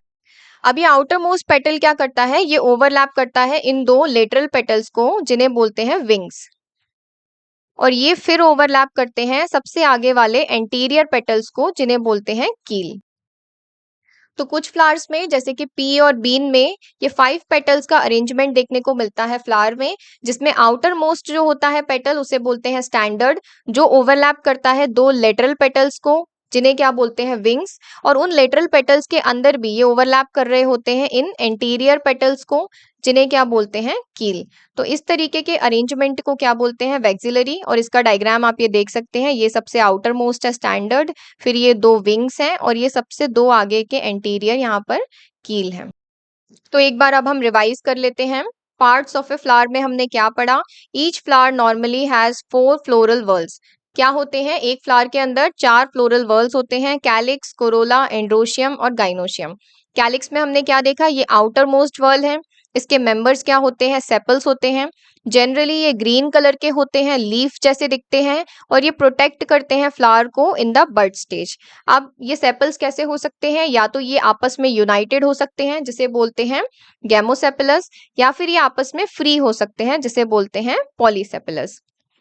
कोरोला में हमने क्या देखा, कोरोला जो है वो composed of petals usually bright in colour to attract insects for pollination. Corolla के अंदर पेटल्स प्रेजेंट होते हैं, जनरली ब्राइट कलर के होते हैं ताकि इंसेक्ट्स को अट्रैक्ट कर सके पॉलिनेशन के लिए. ये पेटल्स भी या तो यूनाइटेड हो सकते हैं तो इन्हें बोलेंगे गैमोपेटलस, या फिर ये पेटल्स फ्री हो सकते हैं तो इन्हें बोलेंगे पॉलीपेटलस. शेप और कलर वेरी कर सकता है इन पेटल्स का. कैसे हो सकते हैं, ट्यूबुलर शेप के हो सकते हैं, बेल शेप के हो सकते हैं, फनल शेप, व्हील शेप, अलग अलग टाइप का शेप हो सकता है इन पेटल्स का. एस्टिवेशन का क्या मतलब होता है, mode of arrangement of sepals और petals in floral bud with respect to other members of the same whorl. यानी सेम वर्ल के अंदर आपस में सेपल्स का क्या अरेंजमेंट है एक दूसरे के साथ, या फिर सेम वर्ल में पेटल्स का आपस में क्या अरेंजमेंट है एक दूसरे के साथ. 4 टाइप का एस्टिवेशन हमने देखा. वेलवेट एस्टिवेशन में क्या हो रहा था, व्हेन सेपल्स और petals in a whorl just touch one another at the margin without overlapping. Valvate में क्या हो रहा था, सिर्फ मार्जिन पे टच कर रहे थे विदाउट ओवरलैपिंग. इसका एग्जाम्पल है कैलोट्रॉफिस. फिर नेक्स्ट हमने देखा ट्विस्टेड एस्टिवेशन. ट्विस्टेड में if one margin of the appendage overlap the next one and so on. यहाँ पर ये जो पेटल्स या सेपल्स हैं ये ओवरलैप कर रहे थे एक दूसरे को, बट एकदम सेम सीक्वेंस में, एकदम सेम टाइप से एक दूसरे को ओवरलैप कर रहे थे. तो ये है ट्विस्टेड एस्टिवेशन. इसका एग्जाम्पल है चाइना रोज, लेडीज फिंगर और कॉटन. फिर नेक्स्ट हमने देखा इम्ब्रिकेट. इम्ब्रिकेट में भी सेम चीज हो रही थी, मार्जिन्स ऑफ सेपल्स और पेटल्स ओवरलैप कर रहे थे one another but not in any particular direction. यहाँ पर ओवरलैपिंग हो तो रही है पर बिल्कुल रैंडम ओवरलैपिंग है, मतलब कोई भी पेटल या सेपल किसी को भी ओवरलैप कर रहा है, यहाँ पर कोई पर्टिकुलर सीक्वेंस इस तरीके से नहीं है. तो इसके एग्जाम्पल क्या थे, इम्ब्रिकेट के केसिया और गुलमोहर. Next is vexillary or papilionaceous. In some flowers, there are 5 petals. The largest is standard. Overlap the 2 lateral petals, जिन्हें बोलते हैं wings, which in turn overlap the 2 anterior petals, जिन्हें बोलते हैं keel. तो कुछ फ्लावर्स जैसे कि पी या फिर बीन फ्लावर्स में हमने क्या देखा, सबसे ऊपर एक लार्जेस्ट पेटल है जिसे बोल रहे हैं स्टैंडर्ड. फिर वो ओवरलैप किसको कर रहा है, लेटरल पेटल्स को, ये वाले, इन्हें बोलते हैं विंग्स, और ये ओवरलैप कर रहे हैं एंटीरियर पेटल्स को जिन्हें बोलते हैं कील. Next is androecium. Androecium is composed of stamens. Each stamen, which represents the male reproductive organ, consists of a stalk और अ फिलामेंट एंड एन एंथर। अब एंड्रोशियम में क्या होता है, एंड्रोशियम स्टेमन्स से मिलकर बना होता है। स्टेमन्स क्या होते हैं, मेल रिप्रोडक्टिव ऑर्गन होते हैं। एंड्रोशियम किससे बना होता है, स्टेमन से मिलकर बना होता है। ये स्टेमन क्या होते हैं, ये मेल रिप्रोडक्टिव ऑर्गन्स होते हैं। और स्टेमन कैसे बना होता है, इसके अंदर होता है एक स्टॉक या फिर फिलामेंट और एंथर। इस तरीके से ये स्टॉक या फिर फिलामेंट होता है, इसे बोलते हैं स्टॉक या फिर फिलामेंट। और इसके ऊपर प्रेजेंट होता है एंथर। एंथर किस तरह का होता है, इस तरीके का बाइलोब्ड स्ट्रक्चर होता है जो कि स्टॉक के ऊपर प्रेजेंट रहता है। Each anther is usually bilobed and each lobe has two chambers, the pollen sacs. अब ये जो एक क्या बोला यहाँ पर कि each anther is usually bilobed, यानी कि ये एंथर कैसा है, एक एंथर कैसा होगा, बाइलोब्ड। बाई का मतलब होता है इसके अंदर दो लोब्स प्रेजेंट होते हैं। ये हो गया वन लोब और ये वाला हो गया सेकेंड लोब, तो इसे क्या बोलेंगे, बाइलोब्ड स्ट्रक्चर बोलते हैं एंथर को। अब इस बाइलोब के अंदर क्या प्रेजेंट होता है, टू चेम्बर्स होते हैं। Each lobe has two chambers. अब ये इसका सिंगल लोब है, इसके अंदर क्या होगा, इस तरीके से दो चेम्बर्स प्रेजेंट है। तो एंथर कैसे होते हैं, बाइलोब्ड होते हैं, यानी एक एंथर के अंदर इस तरीके से दो लोब्स प्रेजेंट होते हैं। And each lobe has two chambers. अब इसके सिंगल लोब में क्या होते हैं, इस तरीके से टू चेम्बर्स प्रेजेंट होते हैं। इन चेम्बर्स को क्या बोलते हैं, इन चेम्बर्स को बोलते हैं पोलन सैक्स। एक लोब के अंदर जो दो चेम्बर्स प्रेजेंट होते हैं, इन चेम्बर्स को बोलते हैं pollen sacs. The pollen grains are produced in the pollen सैक्स।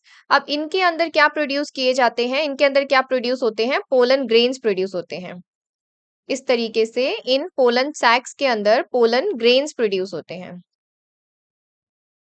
Sterile स्टेमन is called staminode. अब जो स्टेमन स्टेराइल होता है उसे क्या बोलते हैं, स्टेमिनोड बोलते हैं। स्टेराइल का मतलब उसमें पोटेंशियल नहीं होता रिप्रोडक्शन के लिए, तो उसे क्या बोल देते हैं, स्टेमिनोड बोलते हैं। एंड्रोशियम में हमने क्या देखा, एंड्रोशियम जो है उसके अंदर स्टेमन्स होते हैं, स्टेमन से मिलकर बना होता है। स्टेमन क्या होता है, ये मेल रिप्रोडक्टिव ऑर्गन होता है। अब इस स्टेमन के क्या पार्ट्स होते हैं, इसके अंदर एक स्टॉक या फिर फिलामेंट होता है इस तरीके का, और स्टॉक और फिलामेंट के एक एंड पे क्या प्रेजेंट होता है, एंथर प्रेजेंट होता है। एंथर कैसा होता है, ये एक बाइलोब्ड स्ट्रक्चर होता है, इसके अंदर दो लोब्स होती हैं। इसकी हर एक लोब के अंदर दो चेम्बर्स होते हैं। उन चेम्बर्स को क्या बोला जाता है, उन्हें बोला जाता है पोलन सैक्स। इन पोलन सैक्स के अंदर क्या होता है, पोलन ग्रेन्स का प्रोडक्शन होता है। Stamens of flower may be united with other members such as petals और among themselves। अब ये जो स्टेमन्स होते हैं फ्लावर के अंदर, ये क्या होते हैं, या तो ये अदर मेंबर्स से यूनाइटेड हो सकते हैं जैसे कि पेटल्स से, या फिर अमंग देमसेल्व्स, या तो ये आपस में यूनाइटेड हो सकते हैं, फ्यूज्ड होते हैं, या फिर ये अदर मेंबर्स से यूनाइटेड हो सकते हैं जैसे कि ये पेटल्स से भी यूनाइटेड हो सकते हैं। When stamens are attached to the petals they are epipetalous, example as in brinjal.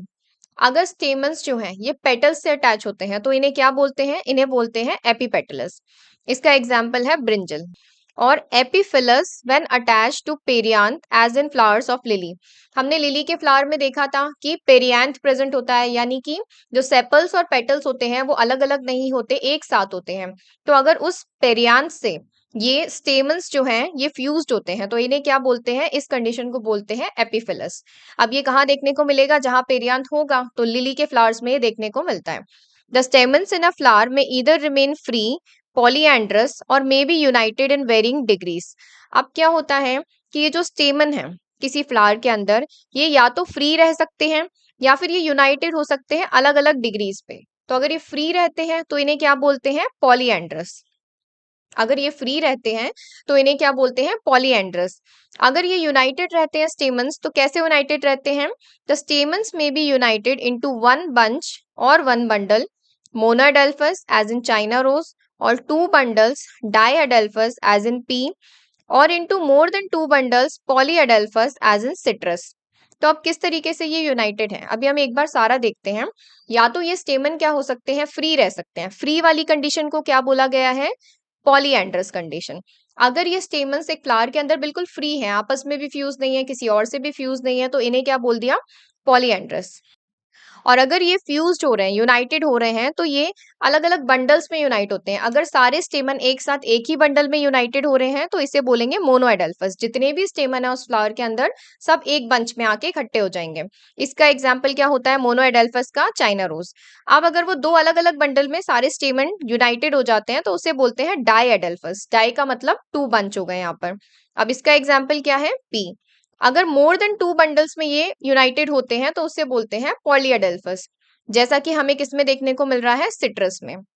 There may be a variation in the length of the filaments within a flower as in salvia and mustard. अब एक ही flower के अंदर ये जो filament है, अलग अलग स्टेमन के जो फिलामेंट है उनकी लेंथ भी अलग अलग हो सकती है एक ही फ्लावर के अंदर, जैसे कि साल्विया और मस्टर्ड के अंदर यह एग्जाम्पल हमें देखने को मिलता है। तो क्या देखा हमने स्टेमन्स का कि स्टेमन्स जो है वो आपस में फ्यूज भी हो सकते हैं, अदर मेंबर से फ्यूज हो सकते हैं या फिर फ्री भी हो सकते हैं। अगर फ्री है वो एक फ्लावर के अंदर अगर स्टेमन फ्री है तो इस कंडीशन को बोलते हैं पॉलीएंड्रस। अगर वो पेटल्स से फ्यूज हो जाते हैं तो उन्हें क्या बोलते हैं? एपीपेटलस। अगर पेटल्स से फ्यूज हो जाते हैं तो इसके नाम में ही आ रहा है क्या? एपीपेटलस। इसका एग्जांपल है ब्रिंजल।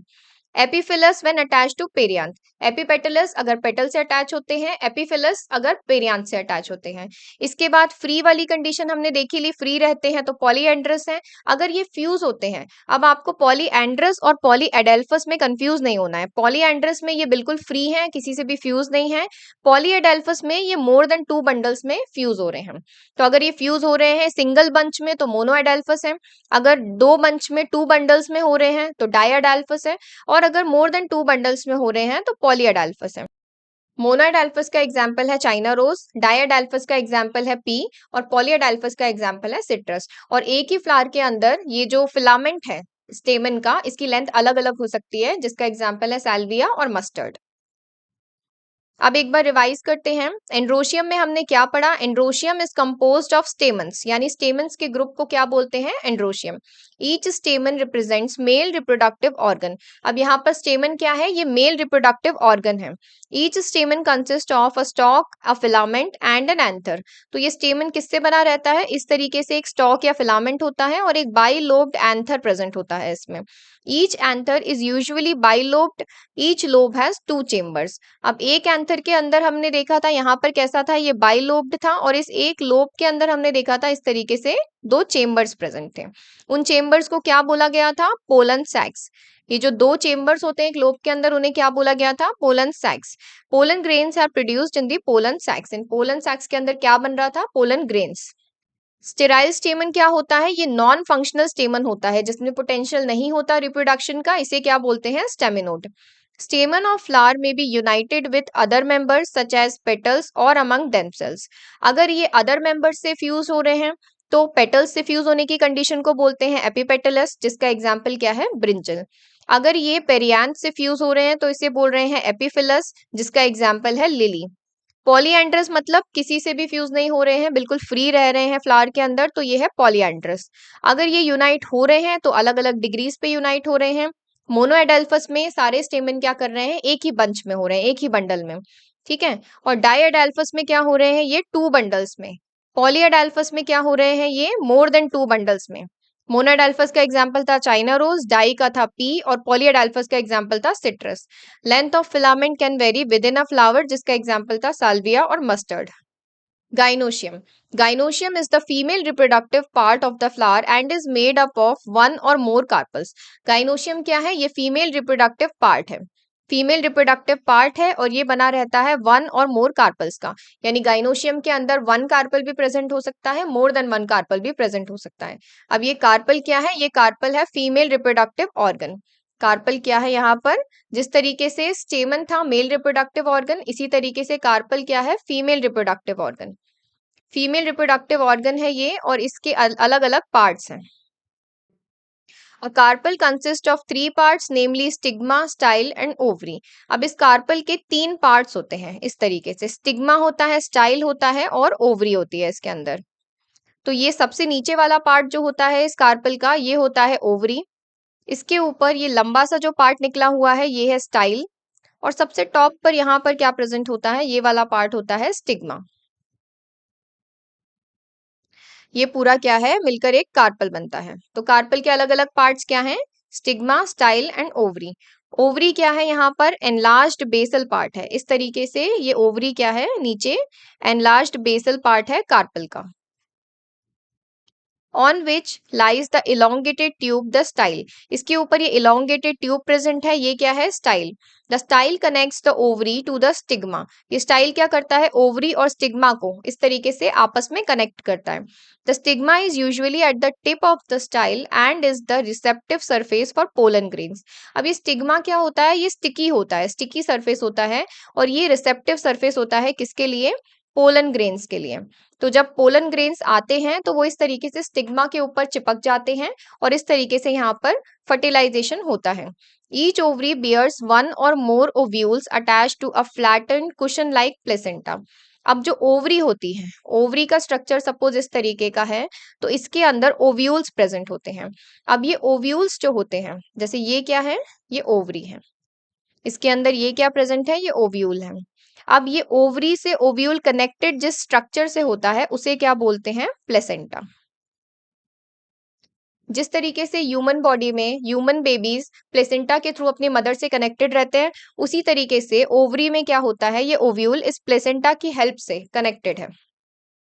तो ओवरी में क्या होता है? वन और मोर ओव्यूल्स जो रहते हैं वो अटैच्ड होते हैं ओवरी से इस प्लेसेंटा की हेल्प से। ये प्लेसेंटा कैसा है? फ्लैट है, कुशन लाइक स्ट्रक्चर है। ये कैसा है? प्लेसेंटा फ्लैट है और कुशन लाइक स्ट्रक्चर है।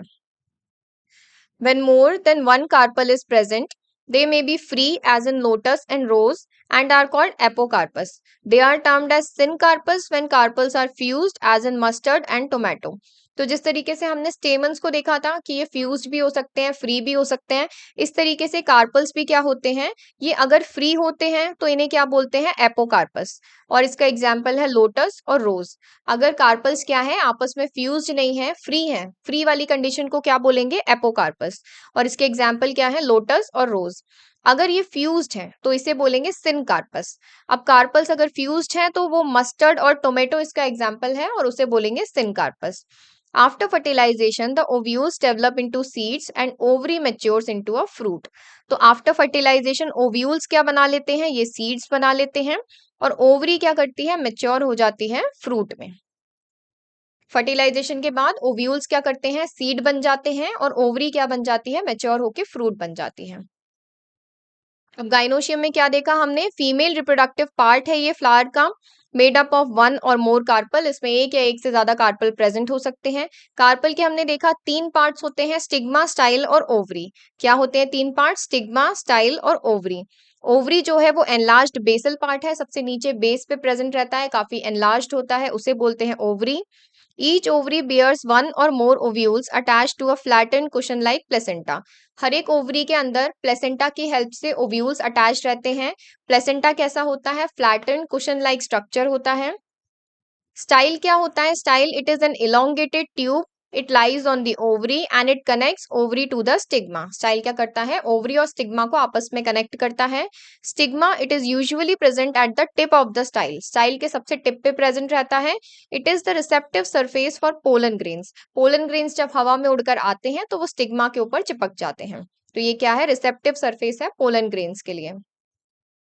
Carpels, when more than one carpel is present, apocarpus and syncarpus. अगर more than one carpel present है तो या तो वो free हो सकते हैं तो उसे बोलेंगे apocarpus when the carpels are free, या फिर वो आपस में fused हो सकते हैं, इस कंडीशन को बोलते हैं syncarpus when the carpels are fused. apocarpus का एग्जाम्पल है लोटस और रोज, और syncarpus का एग्जाम्पल है मस्टर्ड और टोमेटो। आफ्टर फर्टिलाइजेशन क्या हुआ? ओव्यूल्स डेवलप हो गए सीड्स में और ओवरी मेच्योर हो गई फ्रूट में। Next is placentation. The arrangement of ovules within the ovary is known as placentation.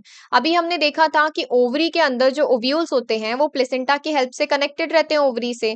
तो ये ओव्यूल्स का भी कुछ अरेंजमेंट होता है ओवरी के अंदर, उसे क्या बोलते हैं? Placentation. The placentation are of different types, namely marginal, axial, parietal, basal, central and free central. तो इतने अलग अलग टाइप के प्लेसेंटेशन होते हैं। सबसे पहले हम देखते हैं marginal placentation. The placenta forms a ridge along the ventral suture of the ovary and the ovules are borne on this ridge forming two rows as in P.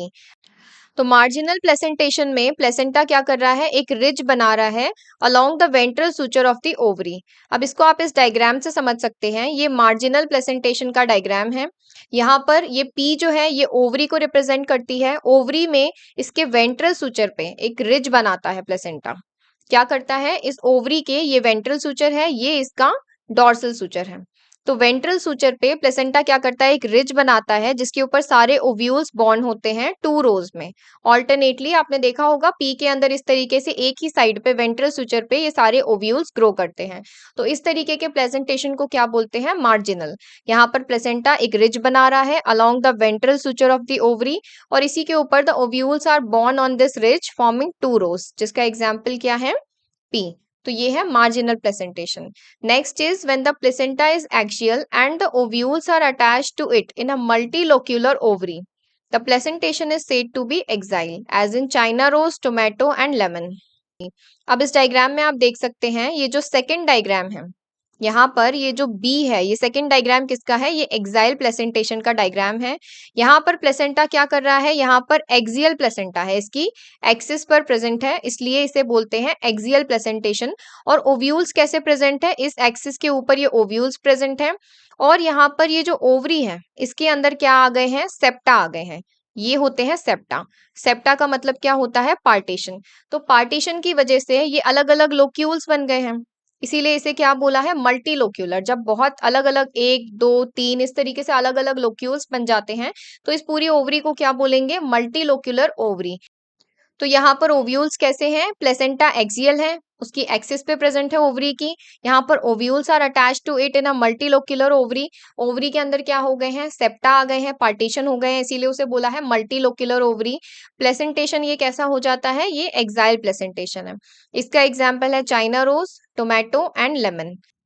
In parietal placentation, the ovules develop on the inner wall of the ovary और on the peripheral part. अब parietal placentation में क्या हो रहा है, ये जो C है ये parietal placentation है। parietal placentation में ovules कहाँ पे ग्रो कर रहे हैं, पेरीफेरी पे। इस ओवरी की पेरीफेरी पे ये ओव्यूल्स ग्रो कर रहे हैं, इसीलिए इसे क्या बोला गया है, पेराइटल प्लेसेंटेशन। यहाँ पर inner wall of the ovary और ऑन द पेरिफेरल पार्ट, कहाँ पर ग्रो कर रहे हैं ओव्यूल्स, ये ओवरी की इनर वॉल है। ये क्या है, इनर वॉल है ओवरी की, और यहाँ पर ये ओव्यूल्स इस तरीके से ग्रो कर रहे हैं। Ovary is one chambered but it becomes two chambered due to the formation of the false septum, example mustard and argemone. तो पेराइटल प्लेसेंटेशन में अभी हमने देखा कि वैसे तो ओवरी कैसी है, सिंगल चेम्बर्ड है, लेकिन कभी कभी यहाँ पर इस तरीके से फॉल्स सेप्टा बन जाते हैं। यहाँ पर इस तरीके से फॉल्स सेप्टा बन जाते हैं तो ये मल्टीलोक्यूलर भी हो जाती है फॉर्मेशन ऑफ फॉल्स सेप्टम की वजह से। लेकिन यूजुअली ओवरी कैसी होती है, वन चेम्बर्ड। इसके एग्जाम्पल क्या है, mustard and argemone. When the ovules are born on the central axis and the septa are absent, as in dianthus and primrose, the placentation is free central. अब next ये जो D है ये किसका diagram है, ये फ्री सेंट्रल का है। यहाँ पर क्या हो रहा है, ओव्यूल्स जो है इसकी सेंट्रल एक्सिस पर ग्रो कर रहे हैं, लेकिन यहाँ पर किसी भी तरह का कोई सेप्टा नहीं प्रेजेंट होता। तो ये भी थोड़ा थोड़ा किसके जैसा है, एक्सियल प्रेजेंटेशन के जैसा है, लेकिन यहाँ पर सेप्टा प्रेजेंट नहीं होते हैं, इसीलिए इसको क्या बोला गया है, इसको बोला गया है फ्री सेंट्रल। लेकिन यहाँ ओव्यूल्स कैसे हैं, इसकी एक्सिस पर ही ग्रो कर रहे हैं ये। तो ये वाला डायग्राम किसका है, फ्री सेंट्रल का। इसका एग्जाम्पल क्या है फ्री सेंट्रल का, dianthus and primrose. In basal placentation, the placenta develops at the base of the ovary and a single ovule is attached to it as in sunflower and marigold. अब जो basal placentation होता है, basal placentation के अंदर क्या है कि ovule जो है वो बेस पे ग्रो कर रहा है ओवरी के। ये ओवरी है, ये इसका बेस है, यहाँ पर सिंगल ओव्यूल ग्रो कर रहा है, तो इसे क्या बोलते हैं, basal placentation. When the placenta develops at the base of the ovary and a single ovule is attached to it, जो प्लेसेंटा है वो भी बेस ऑफ ओवरी पे ग्रो कर रहा है, उसके ऊपर एक सिंगल ओव्यूल अटैच होता है, जैसे कि हमें एक एग्जांपल है इसका सनफ्लावर और मैरीगोल्ड में देखने को मिलता है। तो प्लेसेंटेशन का मतलब क्या होता है, arrangement of ovules with in the ovary. यानी प्लेसेंटेशन में हमने देखा कि जो ओव्यूल्स का अरेंजमेंट होता है ओवरी के अंदर उसी को बोलते हैं प्लेसेंटेशन। ये 5 टाइप का हो सकता है, marginal, axile, parietal, free central और बेसल। मार्जिनल में हमने क्या देखा कि placenta forms a ridge along the ventral suture of the ovary. यहाँ पर प्लेसेंटा क्या कर रहा है, इस ओवरी के वेंट्रल सुचर पर एक रिज बना रहा है जिसके ऊपर ये अलग अलग ओव्यूल्स 2 रोज में ग्रो करते हैं। तो इस तरह के प्लेसेंटेशन को क्या बोलते हैं, मार्जिनल। यहाँ पर the ovules are borne on this ridge forming 2 rows. तो ये 2 रोज में इसके अंदर वेंट्रल सुचर पे ओव्यूल्स ग्रो करते हैं। इसका एग्जाम्पल है पी। एक्साइल में हमने क्या देखा, the placenta is axial and the ovules are attached to it in a multilocular ovary. तो एक्साइल में प्लेसेंटा कैसा है, एक्सियल है और इसके ऊपर ही ये ओव्यूल्स प्रेजेंट हैं। और यहाँ पर ओवरी कैसी है, मल्टीलोक्युलर है, क्योंकि यहाँ पर अलग अलग सेप्टा से ये ओवरी जो है वो अलग अलग लॉक्यूल्स यानी कि चेम्बर्स में डिवाइड हो गई है। तो इसे क्या बोल दिया गया है, मल्टीलोक्युलर ओवरी।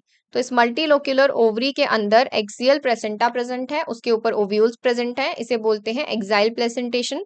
इसका एग्जाम्पल है चाइना रोज, टोमेटो और लेमन। पेराइटल में क्या होता है, the ovules develop on the inner wall of the ovary और ऑन द पेरिफेरल पार्ट। अब पेराइटल में ये इनर वॉल है ओवरी की, इसके ऊपर ओव्यूल्स ग्रो कर रहे हैं और ये क्या है, ये पेरिफेरल पार्ट भी है इस ओवरी का। तो इनर वॉल पे ओव्यूल्स ग्रो कर रहे हैं। ओवरी कैसी होती है, ovary is one chambered but it becomes two chambered due to formation of the false septum. तो जनरली ओवरी कैसी होती है, वन चेम्बर्ड होती है, लेकिन कभी कभी फॉल्स सेप्टम की वजह से यहाँ पर ये टू चेम्बर्ड हो जाती है। इसके एग्जाम्पल है मस्टर्ड और argemone. Free central, when the ovules are born on the central axis and the septa are absent। अब फ्री सेंट्रल भी एक्साइल प्लेसेंटेशन जैसा ही है, यहाँ पर भी प्लेसेंटा जो है वो एक्सिस पे प्रेजेंट होता है, उसके ऊपर ये ओव्यूल्स ग्रो करते हैं, लेकिन यहाँ पर सेप्टा प्रेजेंट नहीं होते। ये डिफरेंस है फ्री सेंट्रल में और एक्साइल में, यहाँ पर क्या है, सेप्टा एब्सेंट रहते हैं। इसका एग्जाम्पल है dianthus and primrose. Basal placentation में क्या होता है, the placenta develops at the base of ovary and a single ovule is attached to it. अब यहाँ पर प्लेसेंटा और ओव्यूल कहाँ पे ग्रो कर रहे हैं, बेस ऑफ द ओवरी पे। बेस ऑफ द ओवरी पे प्लेसेंटा आता है, उसके ऊपर एक सिंगल ओव्यूल रहता है। इस तरह का प्लेसेंटेशन कैसा होता है, बेसल। इसका एग्जाम्पल है सनफ्लावर और marigold. Next is fruit. The fruit is a characteristic feature of the flowering plants. अब जो फ्लावर्स होते हैं वो आगे चल के फ्रूट्स में कन्वर्ट हो जाते हैं। तो फ्रूट्स क्या है, ये कैरेक्टरिस्टिक फीचर हैं फ्लावरिंग प्लांट्स का। इट इज अ मेच्योर और ripened ovary developed after fertilisation. अब फर्टिलाइजेशन के बाद ओवरी क्या होती है, मेच्योर हो जाती है और राइप हो जाती है, तो उसी को क्या बोलते हैं, फ्रूट बोलते हैं। मेच्योर और राइपन ओवरी को ही क्या बोलते हैं, फ्रूट बोलते हैं। If a fruit is formed without fertilization of the ovary, it is a parthenocarpic fruit। अब कुछ फ्रूट ऐसे होते हैं जो बिना फर्टिलाइजेशन के ही बन जाते हैं। जैसे जनरली क्या होता है कि ओवरी का फर्टिलाइजेशन होता है, उसके बाद ही ओवरी जो है वो फ्रूट में मैच्योर होती है। लेकिन जो ओवरी बिना फर्टिलाइजेशन के ही फ्रूट में कन्वर्ट हो जाती हैं, उस तरीके के फ्रूट को बोलते हैं parthenocarpic fruit. Generally the fruit consist of a wall और पेरिकार्प एंड सीड्स। अब फ्रूट के अंदर जनरली क्या प्रेजेंट होता है, वॉल प्रेजेंट होती है जिसे क्या बोलते हैं, पेरिकार्प, और अंदर सीड्स प्रेजेंट होते हैं। तो फ्रूट की जो आउटर वॉल होती है उसे क्या बोलते हैं, पेरिकार्प, और फ्रूट के अंदर आपने देखा है सीड्स प्रेजेंट होते हैं। अब ये पेरिकार्प कैसी हो सकती है, द पेरिकार्प में बी ड्राई और फ्लैशी। ये पेरिकार्प जो है एकदम ड्राई, पतली सी थिन हो सकती है, या फिर एकदम थिक और फ्लैशी हो सकती है। When pericarp is thick and fleshy, it is differentiated into the outer epicarp, the middle mesocarp and the inner endocarp। अगर ये ड्राई है तो कोई बात नहीं, लेकिन अगर ये फ्लैशी है तो इस पेरिकार्प को हम 3 लेयर्स में डिवाइड करते हैं। इसकी आउटर लेयर जो होती है ये होती है एपिकार्प, मिडल जो होती है मीजोकार्प और इनर जो होती है वो एंडोकार्प होती है। तो पेरिकार्प किसकी आउटर लेयर है, ये फ्रूट की आउटर लेयर है। अगर ये फ्लैशी है तो इसको हमने 3 पार्ट में डिवाइड कर दिया है, एपिकार्प, मीजोकार्प और एंडोकार्प में।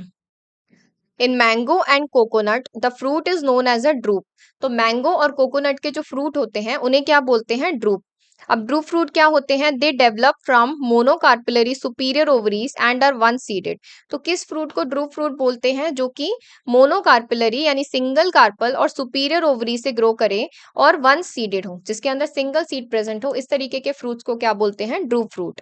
Mango the pericarp is well differentiated into an outer thin epicarp, a middle fleshy edible mesocarp, and an inner stony hard endocarp। तो मैंगो के अंदर क्या होता है कि ये पेरिकार्प जो है ये आउटर थिन एपिकार्प में, जो ऊपर की पतली सी स्किन होती है वो एपिकार्प होती है मैंगो में, और जो मिडल फ्लैशी मीजोकार्प है, जो पार्ट हम लोग खाते हैं जो फ्लैशी पार्ट होता है मैंगो में, वो मीजोकार्प होता है। और इनर स्टोनी हार्ड एंडोकार्प में ये पेरिकार्प इन 3 लेयर्स में डिवाइडेड रहती है। Coconut which is also a drupe, the mesocarp is fibrous. अब कोकोनट में, जो कि एक ड्रूप फ्रूट है, इसमें क्या होती है, मीजोकार्प यहाँ पे फाइब्रस होती है। The seed, the ovules after fertilisation develop into seeds. जिस तरीके से ओवरी मैच्योर होके फ्रूट बन जाती है आफ्टर फर्टिलाइजेशन, उसी तरीके से ये ओव्यूल्स फर्टिलाइजेशन के बाद क्या होते हैं, सीड्स बन जाते हैं। A seed is made up of a seed coat and an embryo. अब सीड जो होता है वो किस चीज से बना होता है, वो सीड कोट और एम्ब्रियो से बना होता है। The embryo is made up of a radical and embryonal axis and 1 or 2 cotyledons. अगर 1 कॉटिलिडन है तो वीट और मेज होगा यानी मोनोकॉट, और 2 कॉटिलिडन है यानी कि ग्राम और पी होगा जैसे कि डाइकॉट। अब इस डायग्राम में हम देख सकते हैं ये स्ट्रक्चर ऑफ डाइकॉट सीड है। सीड किससे बना होता है, सीड के ऊपर एक तो सीड कोट प्रेजेंट होता है और उसके अंदर एक एम्ब्रियो प्रेजेंट होता है। अब एम्ब्रियो के क्या क्या पार्ट होते हैं, एम्ब्रियो के अंदर एक तो ये एम्ब्रियोनल एक्सिस होती है, इसमें जो अपर पार्ट होता है ये प्लूम्यूल होता है, यहाँ से स्टेम ग्रो करता है। और जो ये लोअर पार्ट होता है ये रेडिकल होता है, यहाँ से रूट ग्रो करती है। और इस तरीके से इसके अंदर ये कॉटिलिडन्स प्रेजेंट होते हैं। ये 1 और 2 कॉटिलिडन्स हो सकते हैं। अगर 1 कॉटिलिडन प्रेजेंट है तो ये मोनोकॉट सीड है, अगर 2 कॉटिलिडन प्रेजेंट है तो ये डाइकॉट सीड है। तो इस तरीके से सीड के अंदर क्या प्रेजेंट होता है, सीड कोट होता है ऊपर और अंदर एक एम्ब्रियो होता है। और एम्ब्रियो के क्या क्या पार्ट होते हैं, एक एम्ब्रियोनल एक्सिस होती है इस तरीके से, इसका अपर पार्ट जो होता है वो प्लूम्यूल होता है जिससे स्टेम ग्रो करता है, और जो लोअर पार्ट होता है वो रेडिकल होता है जिससे रूट ग्रो करती है। और 1 या 2 कॉटिलिडन्स इसमें प्रेजेंट होते हैं। फ्रूट में हमने क्या देखा, ये कैरेक्टरिस्टिक फीचर होता है फ्लावरिंग प्लांट्स का। इट इज अ मैच्योर और ripened ovary developed after fertilisation. Fertilisation के बाद जब ओवरी मैच्योर और राइप हो जाती है तो उसी को क्या बोलते हैं, फ्रूट। पार्थिनोकार्पिक फ्रूट क्या होता है कि अगर विदाउट फर्टिलाइजेशन ओवरी से फ्रूट बन जाता है तो उसे क्या बोलते हैं, पार्थिनोकार्पिक फ्रूट। इसका एग्जाम्पल है banana. Fruit consist of a wall and seed. अब फ्रूट्स के अंदर क्या होता है, एक तो ऊपर वॉल प्रेजेंट होती है और अंदर उसके सीड प्रेजेंट होते हैं। फ्रूट की वॉल को क्या बोलते हैं, पेरिकार्प। अब ये पेरिकार्प या तो ड्राई हो सकती है या फिर फ्लैशी हो सकती है। अगर फ्लैशी होती है तो 3 पार्ट में डिवाइड होती है ये। इसकी भी 3 लेयर्स होती हैं। आउटर एपिकार्प होती है जो आउटर मोस्ट लेयर है, फिर मिडल मीजोकार्प होती है, और एंडोकार्प क्या होती है, इसकी इनर मोस्ट लेयर होती है। ड्रूप फ्रूट क्या होते हैं, इन मैंगो एंड कोकोनट फ्रूट को क्या बोला जाता है, ड्रूप। कौन से होते हैं ड्रूप फ्रूट, जिनमें मोनोकार्पिलरी सुपीरियर ओवरीज होती हैं और 1 सीडेड होते हैं ये। In mango pericarp is well differentiated into outer thin epicarp, middle fleshy edible mesocarp and inner stony hard endocarp. तो मैंगो के अंदर पेरिकार्प कैसी है, फ्लैशी है, इसीलिए उसको 3 लेयर में डिवाइड किया गया है। इसका भी जो मिडल फ्लैशी एडिबल मीजोकार्प होता है जो खाने में यूज होता है। इन कोकोनट मीजोकार्प कैसा होता है, फाइब्रस होता है। अब सीड के क्या पार्ट हैं, सीड होते हैं ओव्यूल्स आफ्टर फर्टिलाइजेशन डेवलप होके सीड बन जाते हैं। सीड में एक आउटर सीड कोट होता है और एक एम्ब्रियो होता है। एम्ब्रियो में क्या होता है, एक एम्ब्रियोनल एक्सिस होती है, एक रेडिकल होता है, और एक और पार्ट होता है इसमें प्लूम्यूल भी प्रेजेंट होता है एम्ब्रियोनल एक्सिस में। और 1 और 2 कॉटिलिडन्स प्रेजेंट होते हैं एम्ब्रियो में। अगर 1 कॉटिलिडन है तो उसका एग्जाम्पल है वीट और मेज, और 2 कॉटिलिडन है तो उसका एग्जाम्पल है ग्राम और पी। अब पढ़ते हैं structure of a dicotyledonous seed. The outer most covering of a seed is the seed coat. किसी भी सीड की जो आउटर मोस्ट कवरिंग होती है उसे क्या बोलते हैं, seed coat. The seed coat has 2 layers, outer testa and the inner tegmen. अब इस सीड कोट की भी 2 लेयर होती हैं, जिसमें आउटर लेयर कौन सी होती है, टेस्टा होती है। 2 लेयर होती हैं जिसमें आउटर लेयर होती है टेस्टा और इनर लेयर होती है tegmen. The hilum is a scar on the seed coat through which the developing seeds were attached to the fruit. अब ये जो developing seed है ये किसी पॉइंट से तो फ्रूट से कनेक्ट होंगे, अटैच रहे होंगे, तो उस पॉइंट को क्या बोलते हैं, हाइलम। तो ये एक स्कार जैसा रह जाता है सीड के ऊपर, जिस पॉइंट से सीड जो है वो फ्रूट से अटैच रहते हैं। Above the hilum is a small pore called the micropyle. अभी इस डायग्राम में हमने देखा था कि यहाँ पर ये हाइलम प्रेजेंट रहता है। हाइलम वो पॉइंट है जहां से सीड फ्रूट से अटैच रहता है, और अबव द हाइलम क्या रहता है, ये माइक्रोपाइल प्रेजेंट रहता है जो कि एक स्मॉल पोर होता है। Within the seed coat is the embryo consisting of an embryonal axis and two cotyledons. अभी हमने देखा सीड कोट के अंदर क्या होता है, एम्ब्रियो प्रेजेंट होता है। इस एम्ब्रियो में क्या होती है, एम्ब्रियोनल एक्सिस होती है और दो कॉटिलिडन्स प्रेजेंट रहते हैं। अब ये कॉटिलिडन्स कैसे होते हैं, these are often fleshy and full of reserve food material. इन कॉटिलिडन्स के अंदर क्या होता है, रिजर्व फूड मटेरियल स्टोर रहता है। At the two ends of the embryonal axis are present the radicle and the plumule. ये हम पहले देख चुके हैं कि इस एम्ब्रियो की इस एम्ब्रियोनल एक्सिस के दो एंड पे प्लूम्यूल और रेडिकल प्रेजेंट रहते हैं। In some seeds, such as castor, the endosperm formed as a result of double fertilization is a food storing tissue and are called endospermic seeds. कुछ seeds में जैसे कि कैस्टर में endosperm form होता है as a result of double fertilisation. क्या produce होता है इनके अंदर, एंडोस्पर्म प्रोड्यूस होता है। लेकिन डाइकॉट्स कैसे होते हैं, डाइकॉट्स जो है ये नॉन एंडोस्पर्मिक होते हैं, तो डेवलपमेंट के प्रोसेस में ये एंडोस्पर्म जो है ये कंज्यूम हो जाता है। एंडोस्पर्म क्या होता है, ये फूड स्टोरिंग टिश्यू होता है। तो उस तरह के सीड्स को एंडोस्पर्मिक सीड्स बोलते हैं जहां पर एंडोस्पर्म प्रेजेंट होता है। In plants such as bean, gram and pea, the endosperm is not present in mature seeds, such seeds are called non endosperms.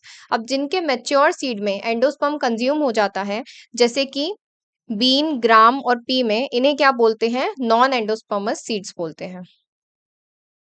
क्या पढ़ा हमने डाइकॉट सीड के स्ट्रक्चर में, आउटर मोस्ट कवरिंग थी इसकी, सीड कोट था। सीड कोट के अंदर दो लेयर्स थी। आउटर लेयर होती है सीड कोट की टेस्टा और इनर लेयर होती है टेगमेन। हाइलम जो है ये एक स्कार होता है सीड कोट के ऊपर जहां से डेवलपिंग सीड जो है वो फ्रूट से अटैच रहते हैं। Micropyle, it is a small pore present above the hilum. Hilum के जस्ट ऊपर एक स्मॉल पोर प्रेजेंट रहता है जिसे बोलते हैं माइक्रोपाइल। कॉटिलिडन्स क्या होते हैं, within the seed coat embryo present होता है और इस एम्ब्रियो के अंदर ही कॉटिलिडन्स प्रेजेंट होते हैं। Embryo has embryonal axis and two cotyledons. Cotyledons are often fleshy and full of reserve food material. इनके अंदर क्या रहता है, reserve food material. Embryonal axis के दो एंड्स होते हैं, प्लूम्यूल और radicle. In some seeds, example castor में क्या होता है, the endosperm formed as a result of double fertilization. This endosperm is a food storing tissue and called endospermic seeds. In some plants like bean, gram, and pea, endosperm is not present in mature seeds. Such seeds are called non-endospermous seeds. तो कुछ seeds में क्या होता है कि endosperm consume हो जाता है और मैच्योर सीड में नहीं प्रेजेंट होता, उन्हें बोलते हैं non endosperms seeds. Structure of monocotyledonous seeds. Generally, monocot seeds are endospermic, but some, as in orchids, are non-endospermic. Generally monocot seeds कैसे होते हैं, एंडोस्पर्मिक होते हैं, और डाइकॉट्स कैसे होते हैं, नॉन एंडोस्पर्मिक होते हैं। लेकिन ऑर्किड्स के अंदर कैसे रहते हैं, non endospermic. In the seeds of cereals such as maize, the seed coat is membranous and generally fused with the fruit wall. अब जो सीरियल्स रहते हैं जैसे कि मेज जो रहता है उसके अंदर जो सीड है, सीड कोट है, वो कैसा है, मेम्ब्रेनस है और वो फ्रूट वॉल से जनरली फ्यूज रहता है। The endosperm is bulky and stores fruit. अब मोनोकॉट सीड के अंदर एंडोस्पर्म प्रेजेंट रहता है, कैसा है ये एंडोस्पर्म, ये बल्की है और इसके अंदर बहुत सारा फूड स्टोर है। The outer covering of endosperm separates the embryo bye a proteinaceous layer called aleurone layer. अब आप इसको इस डायग्राम से समझ सकते हैं। मोनोकॉट सीड में अभी हमने क्या देखा, सीड कोट प्रेजेंट होता है जो कि फ्रूट वॉल से बिल्कुल चिपका हुआ है, बिल्कुल फ्यूज्ड है। इसके अंदर एंडोस्पर्म जो होता है उसकी एक प्रोटीनस लेयर होती है जिसे बोलते हैं एल्यूरोन लेयर। ये क्या करती है, इसे एम्ब्रियो से एंडोस्पर्म को सेपरेट करके रखती है। The embryo is small and situated in a groove at one end of the endosperm.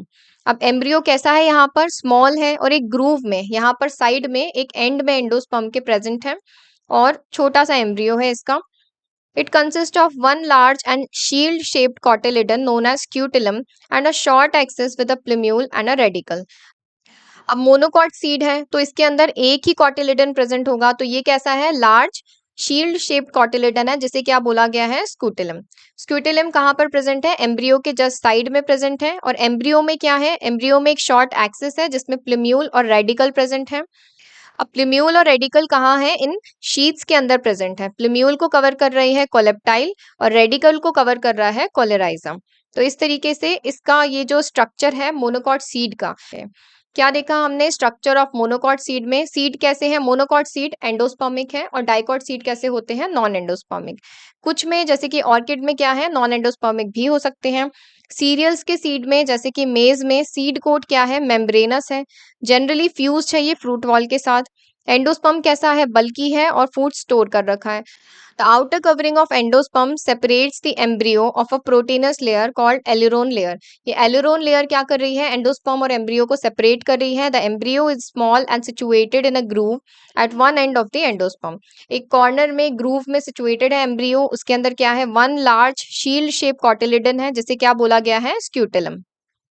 और शॉर्ट एक्सिस है जिसमें प्लेम्यूल और रेडिकल प्रेजेंट है। प्लेम्यूल एक शीथ के अंदर एंक्लोज्ड है जिसे बोलते हैं कोलेप्टाइल, और रेडिकल एक और शीथ के अंदर एंक्लोज्ड है जिसे बोलते हैं कोलेराइजा।